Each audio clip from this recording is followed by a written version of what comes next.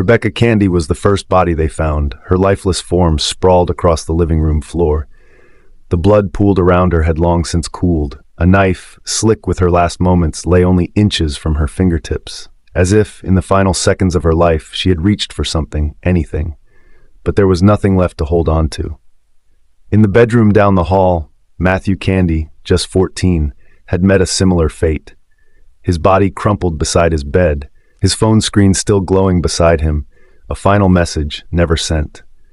A normal night, interrupted by something no one could have predicted. Emily, only 10 years old, was found in her room, clutching the small stuffed bear she had likely held onto for comfort. The bear, once a soft cream color, was now dark with blood. 3 lives, stolen in a single night. And yet, there should have been 4. The 911 call had been frantic, barely coherent. A neighbor, voice shaking, had whispered into the phone, "They're all dead. The little boy, he's the only one left."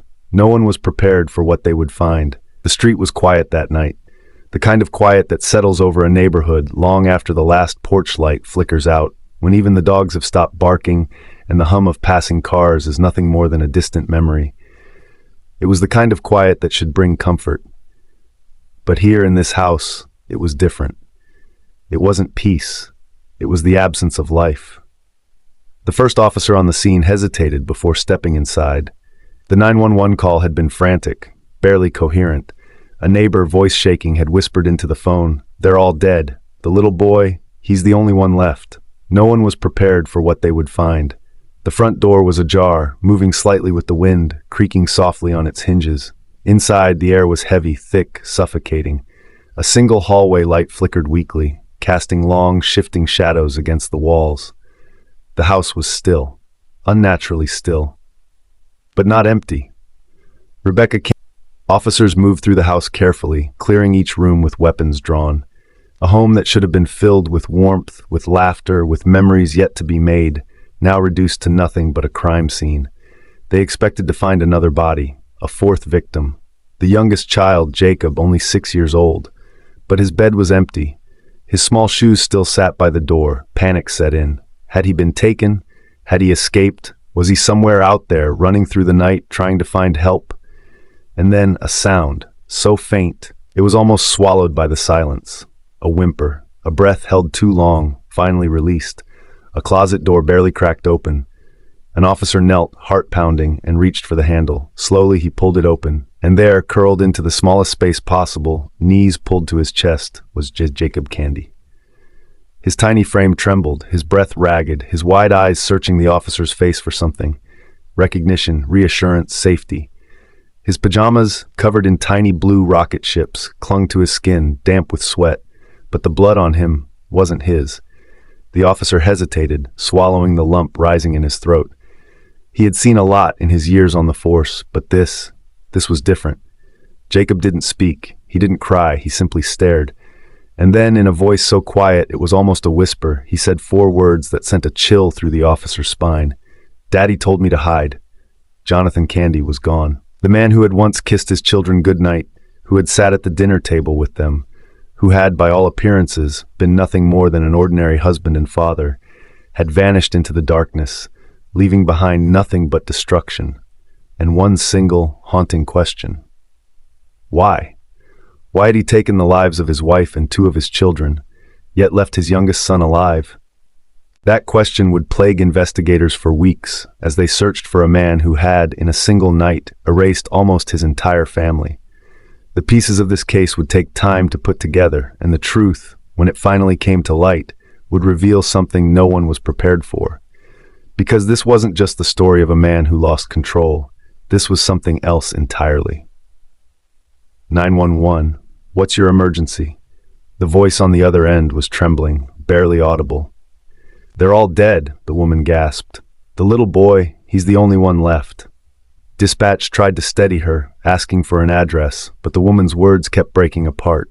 "There's blood everywhere. The door was open. I don't know where the father is. Please hurry." The first patrol car arrived within minutes, sirens cutting through the stillness of the quiet suburban street. The home on the corner of Maple Drive looked no different from any other on the block.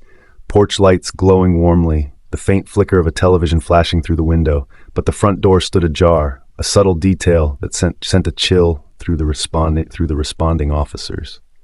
Gun drawn, the lead officer called out, "This is the police. If anyone's inside, make yourself known." No response. The officers stepped forward. The air inside was thick, heavy with something metallic. The first thing they saw was the body of Rebecca Candy, sprawled on the living room floor, her eyes still open, staring blankly at the ceiling. Blood, dark and dried at the edges, had seeped into the carpet beneath her. A few feet away, just past the hallway, another body.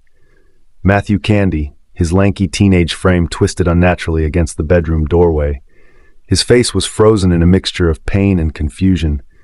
His phone lay inches from his outstretched hand, its screen cracked but still glowing. A message had been typed out, never sent. "Dad's acting weird." Further inside the house, they found Emily. The 10-year-old had been killed in her bed, the covers pulled halfway up as if she had tried to hide from the horror that had entered her room. Her stuffed bear was still clutched tightly in her small hands. 3 victims, but no Jonathon Candy, and no Jacob. The house was quiet, too quiet. Then, just as the officers were about to clear the last room, a faint sound, a breath, a small shift in the air.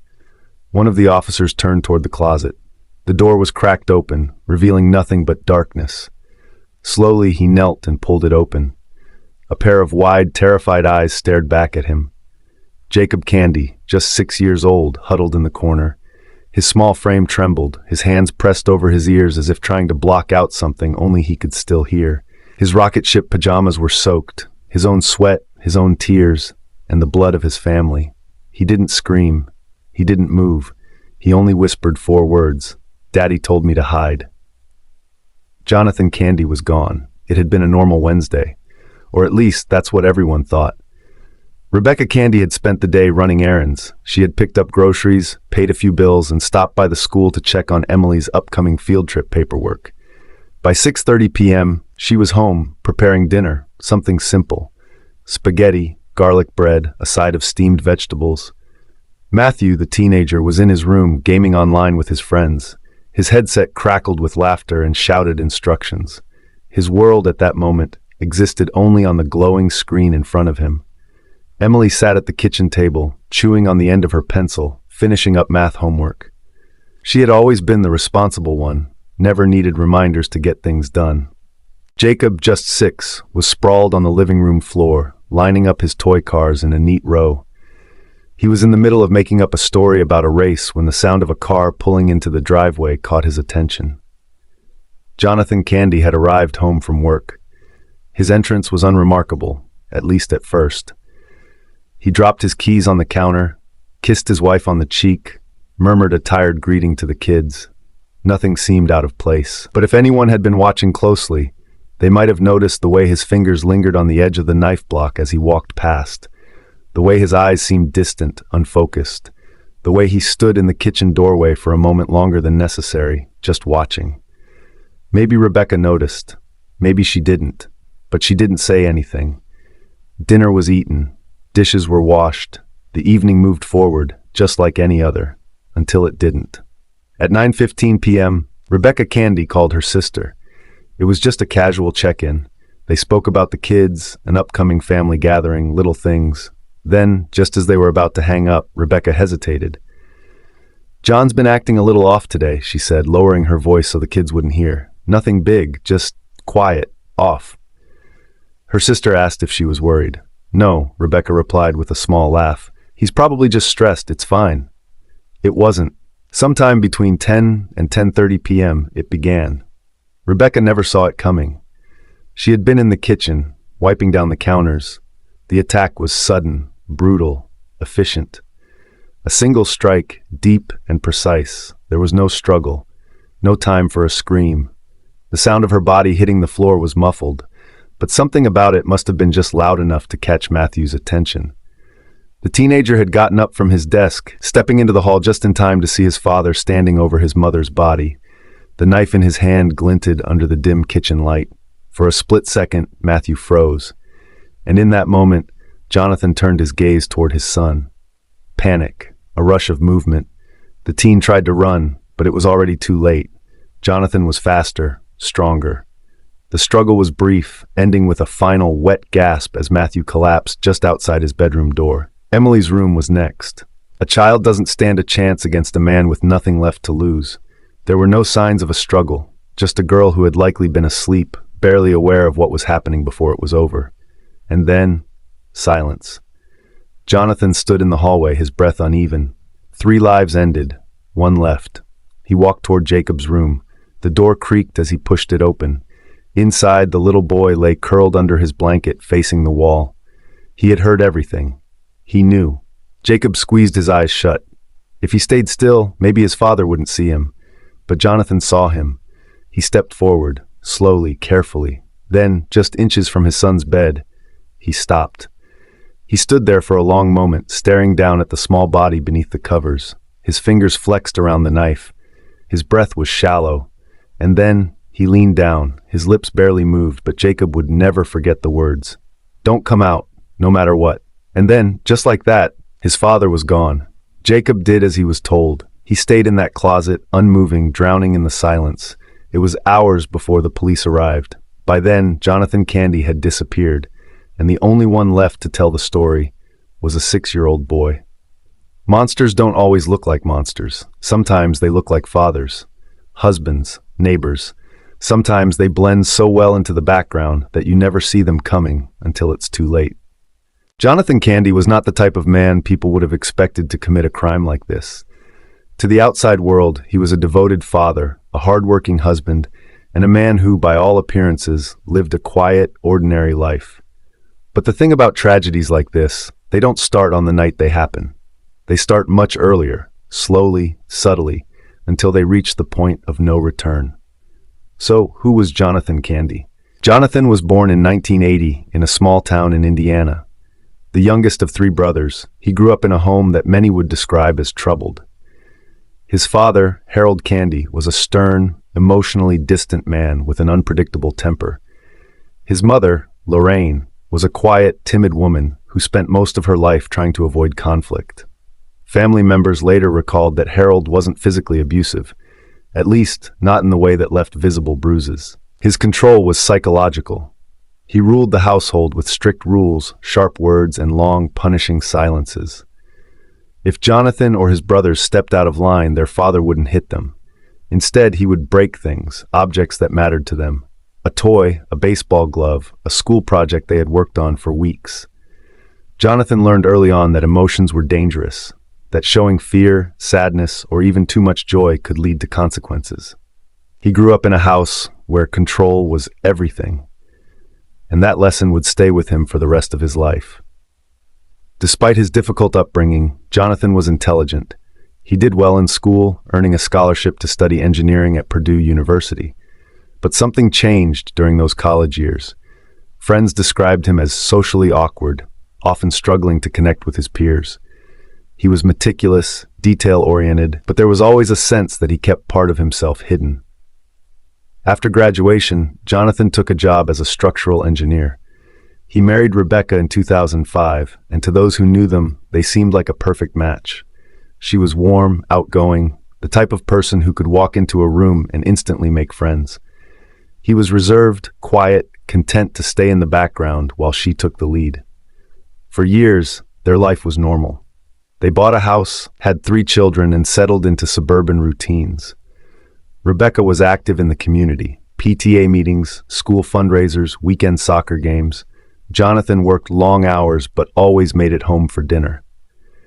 If you asked anyone in their neighborhood, they would have said the same thing. The Candys were a normal family. But behind closed doors, things weren't so simple. Rebecca's friends would later recall that, in the last year of her life, something about Jonathon had shifted. He had always been a quiet man, but now his silence was different. It wasn't just introversion, it was isolation. He stopped attending family gatherings, stopped making small talk with neighbors. He became withdrawn, spending long hours in the basement office, staring at his computer screen, lost in something no one else could see. He was also growing paranoid. Rebecca mentioned to her sister that Jonathon had started locking the bedroom door at night, not just when they slept, but even when he was in there alone. He had installed security cameras around the house, though no one knew why. He started questioning small things: who she was texting, why she had been late coming home from the grocery store, why the kids' schedules were always changing. At first, Rebecca thought it was stress. Then, she started to wonder if it was something else. Jonathon's behavior continued to decline over the months leading up to the murders. Coworkers noticed his performance at work was slipping. He missed deadlines, something he had never done before. He started showing up late, disheveled, unshaven. There were moments where he would sit at his desk, staring blankly at his screen, his hands clenched into fists. A supervisor even pulled him aside one afternoon, asking if everything was okay. Jonathon's response was chilling. Have you ever had a moment where you realize nothing is real? The supervisor was taken aback. When he pressed Jonathon for more details, he simply shook his head and walked away. Around this same time, Rebecca confided in a friend that she was worried about her husband. He's been having nightmares, she admitted one afternoon over coffee. I wake up and he's just sitting up in bed, staring at the wall. When I ask him what's wrong, he won't answer. The friend asked if she was afraid. Rebecca hesitated. Then she shook her head. No, he would never hurt us. She was wrong. In the aftermath of the murders, people struggled to understand what had happened. How could a man with no history of violence suddenly wipe out almost his entire family in a single night? Some pointed to his childhood, the rigid control of his father, the emotional repression, the deep-seated need for order. Others looked at his mental state in the months leading up to the crime. The paranoia, the isolation, the growing sense that he was losing control of his own reality. But the truth is, no one saw it coming. Not Rebecca, not the children, not the friends, the coworkers, the neighbors. By the time they realized something was wrong, it was already too late. Jonathon Candy didn't just wake up one morning and decide to kill his family. This had been building for years, and when it finally happened, it happened all at once. The question now was, where was he? And would he kill again? In the immediate aftermath of the murders, there was one person who could provide insight into what had happened that night: Jacob Candy. At just 6 years old, he was the only surviving witness to his family's slaughter. When officers pulled him from the closet, he was in shock, barely responsive. His small hands were locked in a tight grip, shaking, still covered in dried blood that wasn't his. He didn't cry, he didn't scream, he barely even moved. Paramedics tried to calm him as they carried him from the house. One of them offered him a blanket. Another tried to get him to drink water. He just kept whispering the same words over and over again. Daddy told me to hide. At the hospital, child psychologists worked carefully, knowing the trauma he had endured could easily send him deeper into himself. It took hours before he said anything more. And when he did, his words sent chills down the spine of everyone in the room. Daddy told me I was special, and then he left. The investigators pressed gently. What else had Jonathon said? Had he seemed angry? Sad? Jacob shook his head. He hugged me, he murmured. He was crying. Jonathon Candy had just murdered his wife and 2 of his children. He had stood at the foot of Jacob's bed, covered in their blood, and yet he hadn't harmed his youngest son. Why? Why was Jacob spared? Crime scene investigators worked tirelessly through the night, documenting every detail inside the Candy home. What they found painted a horrifying picture of premeditated violence. Rebecca Candy, 34, stabbed once in the back, severing her spinal cord. The wound was precise, almost surgical. She had no defensive wounds, meaning she never saw it coming. Matthew Candy, 14, stabbed twice in the chest. Unlike his mother, he had fought back. Bruising on his knuckles, scratches on his father's arms. He had tried to run, but Jonathon had overpowered him. Stabbed in her sleep, a single wound to the heart, no struggle, no time to react. Jacob Candy, 6, unharmed, not a single scratch on his body. One thing became clear: this was not a frenzied attack. It was methodical, precise. Jonathon hadn't lashed out in a moment of uncontrollable rage. He had planned this, and that raised an even darker question. If he had planned it, what was the reason? The media wasted no time in trying to answer the question everyone was asking. What could drive a man to slaughter his own family? Several theories emerged. Financial ruin. Investigators discovered that Jonathon had recently taken out a second mortgage on the family home. His once stable job as a structural engineer had started slipping. A week before the murders, he had received an official warning for poor performance. There were unpaid bills, maxed-out credit cards, and an overdue notice for their car payment. Mental breakdown. Witnesses recalled Jonathon's recent paranoia, the withdrawn behavior, the long hours locked away in his office. His coworkers had even described moments where he seemed lost in his own thoughts, disconnected from reality. A darker secret? There was another, more unsettling theory. Some experts believed Jonathon had always been a ticking time bomb, a man raised in an environment of emotional repression, control, and detachment, a man who had spent his life hiding who he really was. Had he simply snapped? The only person who could answer that question was gone. Jonathon Candy had vanished without a trace. By the time police entered the Candy home that night, Jonathon was already long gone. Security footage from the neighborhood showed his car leaving the driveway at 10:48 p.m., just minutes after the killings. He drove south. No headlights, no rush. It was chilling in its normalcy. Within hours, an APB all-points bulletin was issued. Every law enforcement agency in the country was alerted. The FBI got involved. His face was broadcast across every major news network, armed and extremely dangerous. But Jonathon Candy had vanished. His phone was turned off immediately after leaving the house. No pings, no GPS, nothing. His bank accounts remained untouched. No withdrawals, no credit card activity. His car was never found. It was as if he had disappeared into thin air. In the weeks following the murders, reported sightings flooded in from across the country. Chicago, Illinois. A gas station attendant swore he had seen Jonathon buying cigarettes. Surveillance footage later proved it was someone else. Denver, Colorado. A motel clerk claimed a man matching his description had checked in under a fake name. By the time authorities arrived, the room was empty. Mexico border. Some believed he had fled south, blending into the thousands of undocumented travelers crossing the border every day. Each lead ended in frustration. For every call that came in, for every new tip that made the headlines, there was nothing concrete. It was as if Jonathon Candy had simply stopped existing. But one question haunted investigators more than anything else. Had he planned to kill himself, or was he planning to kill again? As time passed, experts debated how a man like Jonathon, someone with no criminal background, no survival skills, could evade capture for so long. Did someone help him? Some believed he had an accomplice, a friend, a relative, someone who had helped him disappear. But if that was the case, no one ever came forward. Did he disappear on his own? Others theorized that Jonathon had meticulously planned his escape, researching how to erase his digital footprint, choosing a destination where no one would look for him. Did he take his own life? This was the theory that terrified investigators the most. If Jonathon had walked into the wilderness and ended his own life, his body might never be found. The case would remain open, but never solved. Days turned into weeks, weeks into months. The manhunt continued, but Jonathon Candy remained a ghost. The murders of Rebecca, Matthew, and Emily Candy sent shockwaves through the nation. True crime podcasts dissected every detail. News anchors debated the psychology of a family annihilator. Online forums speculated on where he could be, analyzing maps, surveillance footage, even the cryptic words he had left behind. But as the years passed, the world slowly moved on. New crimes, new tragedies. Jacob Candy, the sole survivor, was placed in the custody of his aunt. He grew up away from the public eye, protected from the endless questions about his father. And yet, the case never truly faded. Because somewhere out there, Jonathon Candy was still missing.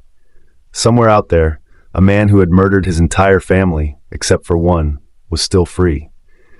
And if he was still alive, would he kill again? Jonathon Candy had been on the run for almost 4 months when he was finally caught. It had taken a tip from an unexpected source, a former high school classmate who had reconnected with Jonathon on social media. The classmate recalled a comment Jonathon had made about disappearing without a trace, about wanting to vanish from everything. That remark haunted him, and after seeing Jonathon's face plastered across the news, the man made the call that would end Jonathon's flight.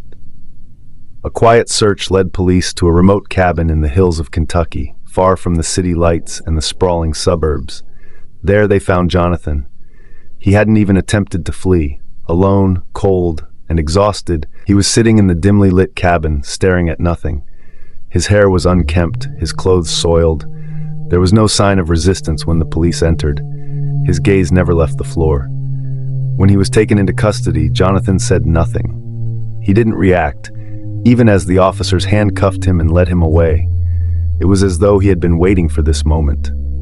But the pressing question remained. Why had he spared Jacob? And what had truly driven him to slaughter his family in cold blood? Once Jonathon was transported to the police station, the interrogation began. His face, pale and haggard, betrayed the toll his months on the run had taken. The detectives hoped that by now, Jonathon would be willing to speak, perhaps even confess to his crime. But when they sat him down in the interrogation room, he was quiet, staring off into the distance, unblinking. "Why did you spare Jacob?" one of the officers asked. The question hung in the air, sharp and deliberate. For a long time, there was no answer. Jonathon simply stared, unblinking. His silence was suffocating. The officers continued pressing him. "Why him, Jonathon? Why leave him alive?" Finally, after what felt like an eternity, Jonathon spoke, his voice soft and distant. "He was special. He was the only one who never asked anything of me." The words were cryptic, and they raised more questions than answers. What did he mean by special? And why did that justify sparing his youngest son while murdering the rest of his family?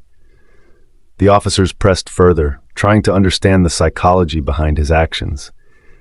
Jonathon's demeanor remained eerily calm. He gave no clear explanation, only vague statements that seemed to imply that Jacob, in some way, had been different from the others. But there was no definitive answer, no revelation that made sense of the horror he had unleashed. His silence was as chilling as his actions. The trial of Jonathon Candy was one of the most highly publicized and heartbreaking events the city had ever seen. A father, a husband, a man who had seemed so ordinary, yet he had committed the most unimaginable act, slaughtering his wife and children. But it was Jacob, the only survivor, who became the focal point of the trial. The boy, now 9 years old, was called to the stand. His testimony was a gut-wrenching moment that left the courtroom in stunned silence. Jacob had been shielded from the media frenzy, kept away from the relentless attention of the public eye. Yet there he was, on the stand, his eyes wide with a mix of fear and uncertainty. He told the court about the night of the murders, speaking in a soft voice that echoed in the hushed room. He talked about how his father had come into his room, how Jonathon had whispered to him, his face twisted with sorrow. Jacob spoke of his father's tears and how Jonathon had told him to hide, telling him that he was special. "Daddy told me not to be scared," Jacob said, his small voice shaking. "He told me I was special. He said he was sorry." The room was silent. The jurors sat frozen, gripped by the raw, heartbreaking innocence of the child. How could a father who had shown such tenderness to his youngest child have been capable of such unspeakable violence? As Jacob spoke, his testimony painted a haunting picture of his father, a man who had gone from tender affection to brutal violence in the blink of an eye. Jacob's words left an indelible mark on the jury, on the public, on everyone watching. The trial continued for weeks. Expert witnesses testified about Jonathon's mental state, about his possible psychological breakdown, about the possibility of financial ruin, and about his dark, withdrawn behavior in the months leading up to the murders. Yet despite all the testimonies and expert opinions, the central question still lingered. Why? Jonathon's defense team argued that he was suffering from an acute mental illness, one that had driven him to commit the unthinkable. They pointed to his increasingly erratic behavior, the stress from financial troubles, and his isolated existence. They painted him as a man overwhelmed by circumstances beyond his control. The prosecution, on the other hand, made it clear that Jonathon was not a victim of his circumstances, but a calculated murderer. They emphasized his ability to plan the killings, his decision to leave Jacob alive, and his eerie calm during the entire ordeal. He had taken steps to ensure his escape, disappearing without a trace, avoiding detection. The jury deliberated for days. The emotional weight of the case, coupled with Jacob's testimony, left them in a state of constant tension. Finally, after what felt like an eternity, the verdict was read aloud in the courtroom. Guilty on all counts. Jonathon Candy was sentenced to life in prison without the possibility of parole. There would be no second chance for redemption, no hope of release. He would spend the rest of his life behind bars, a man forever marked by the unspeakable horror he had unleashed on his family. But even as the gavel came down and justice seemed to have been served, a lingering question remained. Had Jonathon truly snapped? Or was his decision to spare Jacob in some twisted way part of a calculated plan? No one would ever truly know the answer. Not Jonathon, and certainly not the survivors of the horror he had left behind. The aftermath of the Candy family massacre left the public reeling, but no one was more profoundly affected than young Jacob. The trauma of surviving such an atrocity would haunt him for the rest of his life. After Jonathon's arrest and conviction, Jacob was placed in the care of relatives, distant cousins who lived in a quiet rural area, far from the media frenzy that surrounded the case. They tried to provide him with some sense of normalcy, offering stability and love in an environment far removed from the trauma he had experienced. But the scars, both visible and hidden, would never fade. As he grew older, Jacob struggled with the memories of that night. He was an extremely shy, withdrawn young man, and even the simplest of interactions with strangers felt like a battle.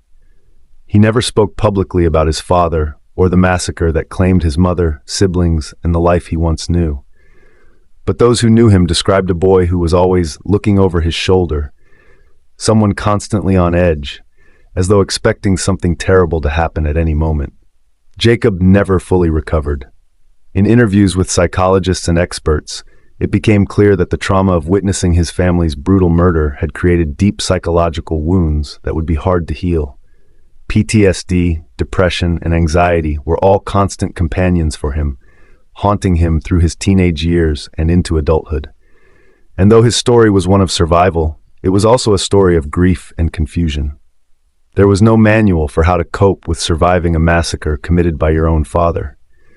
And for Jacob, there was no escaping the shadow of that night, even as he tried to build a life beyond the horrors that had shaped his existence. What's left when the people you love the most are violently ripped away from you? What remains when your father, the person who is supposed to protect you, becomes the source of your greatest terror? Jacob Candy was only 6 years old when his father slaughtered his mother, brother, and sister. He hid in a closet, his little body trembling in fear, listening to the screams and the silence that followed. The images of that night, his family's bloodshed, would be burned into his memory forever. Psychologists who have studied the case of survivors like Jacob note the overwhelming weight of what it means to witness such violence at such a young age. Child survivors of familial violence often experience a tangled mix of emotions: grief, guilt, confusion, fear, and deep self-blame. Jacob's relationship with his father, the very man who spared him, would be complicated beyond repair. Some experts speculate that Jacob may have experienced a sort of survivor's guilt, believing that he could have done something to stop the murders, or that somehow he deserved to have been killed with his family. Such feelings often fester in young minds, leading to severe emotional and psychological distress. Add to that the trauma of having survived the worst kind of family betrayal, a betrayal by the person who should have loved and protected him. Jonathon's cruelty toward his wife and children shattered the very foundation of a child's sense of security. Even though Jacob's father spared him, the very act of mercy, or whatever it was, would have left Jacob with a sense of confusion and abandonment. No child can make sense of such horror. No child can understand the motives behind a parent's actions when they are so grotesque. And in Jacob's case, the ambiguity of why Jonathon spared him created even more emotional conflict. The child survivor often ends up trapped in a paradox: the love and fear they feel for the parent who chose to take their family's life, but not theirs. This internal tug-of-war was a part of Jacob's psychological torment, one that would shape his development and his understanding of family and loyalty. As the years passed and details of the case became a part of the public consciousness, one question continued to linger: why did Jonathon spare Jacob? Theories ran rampant, attempting to explain the inexplicable. Some believed that Jonathon's decision to spare his youngest son was in some twisted way an act of mercy.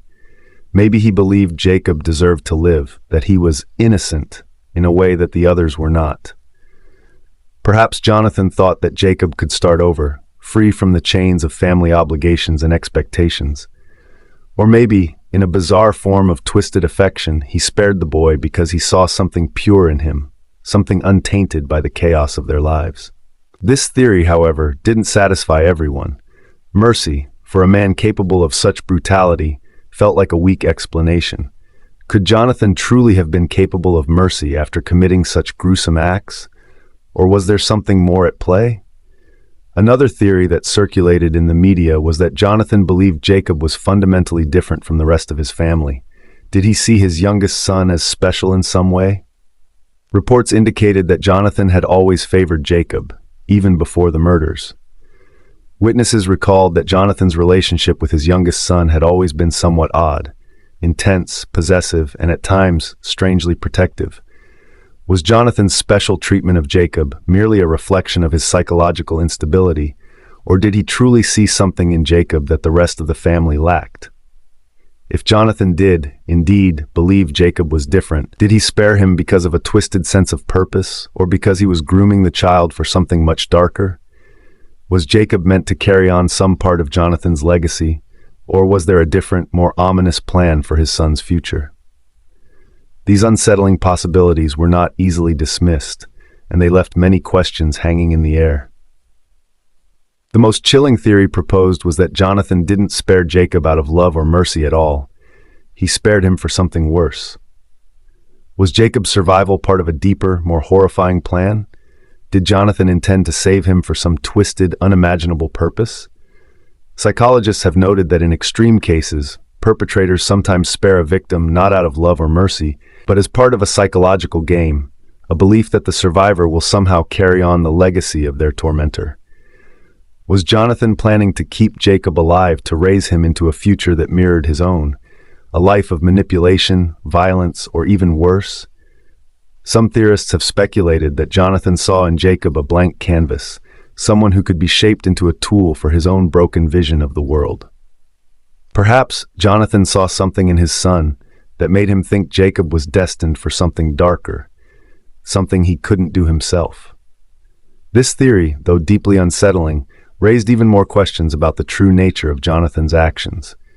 Theories will continue to swirl around Jonathon Candy's motives for sparing Jacob, but one thing is certain: the psychological toll of surviving such a tragedy will leave an indelible mark on the boy.